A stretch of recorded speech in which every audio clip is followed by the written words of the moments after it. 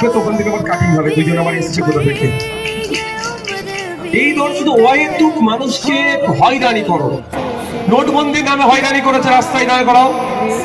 আধার কার্ডের সাথে pan card, pan কার্ডের সাথে ভোটার কার্ড, ভোটার কার্ডের সাথে অমুক কার্ড, রেশন কার্ড ডিজিটাল করো, শুধু লিঙ্ক করো, শুধু রাস্তায় দাঁড় করিয়ে গেছে লাইনে দাঁড়া। এইটাও একটা লাইনে দাঁড় করানো হচ্ছে।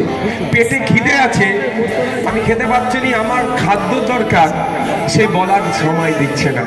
আমার মাথার উপরে ছাদের দরকার, বলার সময় দিচ্ছে না। স্কুলের টিচার দরকার, বলার সময় দিচ্ছে না। হসপিটালে ডক্টর দরকার, বলার সময় দিচ্ছে না।